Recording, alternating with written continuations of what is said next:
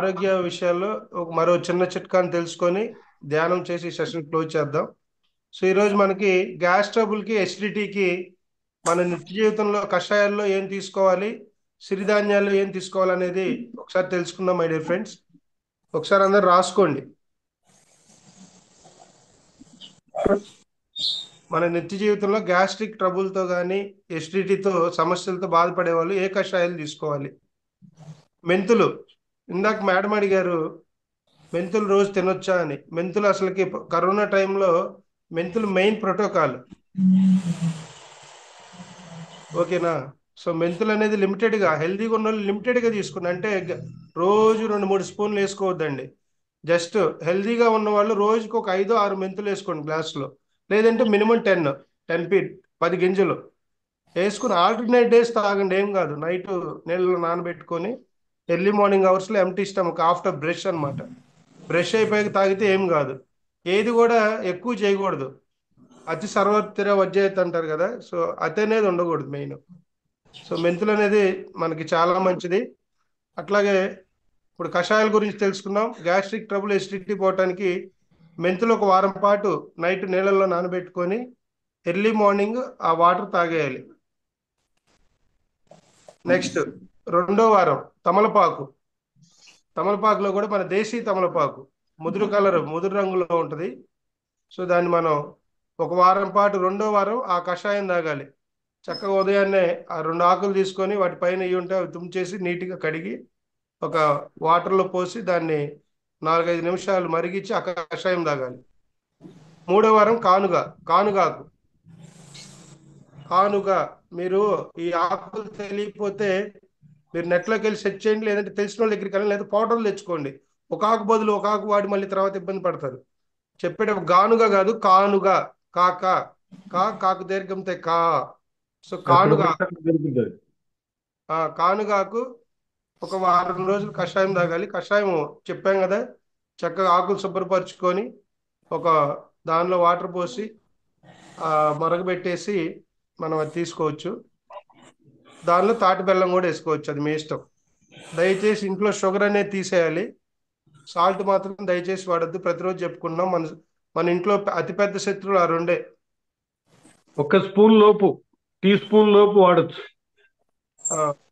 అది కూడా సముద్ర ఉప్పు. 4వ వారం తంగడి ఆకు ఆ కషాయం తాగాలి. 4వ వారం తంగడి ఆకు కషాయం. 5వ వారం ఆల్ స్పైసెస్, అంటే ఈ మసాలా దినుసులు ఉంటాయి కదా, మసాలా దినుసులు, స్పైసీ ఐటమ్స్. ఇప్పుడు మన ఇవి ఉన్నాయి కదా, దాల్చిన చెక్క, యాలుక్కాయలు, లవంగాయలు. సో వీటన్నిటిని పౌడర్ చేసి కషాయం తీసుకోవాలి 5వ వారం. సో ఇలా చేయటం వల్ల గ్యాస్ట్రిక్ ట్రబుల్, ఎసిడిటీ నుంచి మనం కషాయాల ద్వారా ఉపశమనం పొందొచ్చు. అట్లా ఇంకోటి ఉంది, ధనియాలు, జీలకర్ర. సో ధనియాలు, జీలకర్ర మన వెయిట్ లాస్లో కూడా ఒక ముఖ్యమైన పాత్రది పోషించుద్దండి. సో ఆ కషాయం కూడా మనం తీసుకోవచ్చు ఆల్టర్నేటివ్స్. ధనియాలు, జీలకర్ర, లేదంటే ధనియాలు, సోంపు, వాటన్నిటిని చక్కగా నీళ్ళు వేసి బాగా మరగబెట్టి వడపోసుకుని దానిలో 1 స్పూను తాటి బెల్లం పౌడరు, లేదంటే హనీ, ఏదో ఒకటి వేసుకుని మనం కనుక తీసుకుంటే చక్కటి ఫలితాలు ఉంటాయి. సో అట్లాగే సిరిధాన్యాలకు వెళ్తే, మనకు 5 సిరిధాన్యాలు ఉన్నాయి. కొర్రలు, అండుకొర్రలు, సామలు, అరికలు. కొర్రలు, అంటుకొర్రలు, సామలు, అరికలు, ఊదలు. సో కొర్రలు వచ్చేసి 3 రోజులు వాడాలి. వాడే విధానం కూడా మనం తెలుసుకున్నాం. నైట్ అంతా నానబెట్టుకుని ఉదయాన్నే దాన్ని మనం లంచ్లో తీసుకోవాలి. సో మీరు 3 పూటలు తినాలి అనుకుంటే 3 పూటలు తిన్నప్పుడు ఈ సిస్టమ్ పెట్టుకోండి. ఉదయాన్నే సూర్యోదయం అయినాక 2 గంటల తర్వాత భోజనం చేసేయాలి డైరెక్ట్గా. సంపూర్ణ ఆరోగ్యానికి మెయిన్ చిట్కా ఇది. మన జీర్ణ వ్యవస్థ బాగుండాలంటే, ఎందుకంటే మనకు వచ్చే వ్యాధులన్నీ కూడా జీర్ణాశయం నుంచి ఉత్పన్నమవుతాయి. సో సైన్స్ కూడా చెప్పింది ఇది. ఉదయాన్నే సూర్యోదయం అయ్యాక జఠరాగ్ని మనకు 2 గంటల తర్వాత బాగుంటుంది. ఆ జఠరాగ్ని ఉత్పన్నమయ్యే టైంలో మన సమట్లో కూడా అది ఎక్కువ ఉంటుంది. సో అంటే ఉదయాన్నే మనకి 6 గంటలకు 7 గంటలకు సూర్యోదయం అయింది అనుకోండి, పూర్తిగా 9 9:30 లోపల లంచ్ చేసేయండి. ఆ లంచ్లో మీరు ఇవి వాడాలి. కొర్రలు 3 రోజులు. మార్నింగ్ ఒక 3 గంటల కొరలు అన్నం తిన్నాం అనుకోండి, మధ్యాహ్నం ఒక గంటకు వచ్చేసేయండి.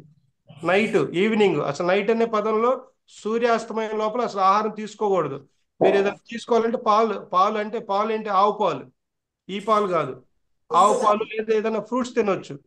మాక్సిమం 5:30 లోపల, సూర్యాస్తమయం లోపల మీరు ఫుడ్ అనేది కంప్లీట్ చేసేయాలి. సో కొరలు 3 రోజులు తినాలి, అంటు కొరలు 3 రోజులు.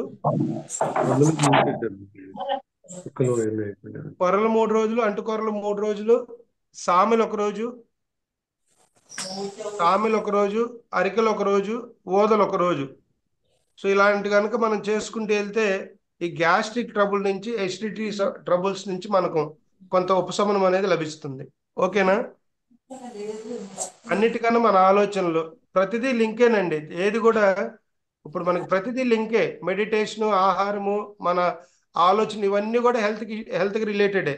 సో అన్ని యాంగిల్స్లో మనం డే బై డే ఒక్కొక్క విషయాన్ని ప్రాక్టీస్ చేసుకుంటా ఆచరించుకుంటా వస్తే వాటి పట్ల మనకి సంపూర్ణ అవేర్నెస్ అనేది కలిగి మనం సంపూర్ణ ఆరోగ్యవంతులుగా తయారవుతాం.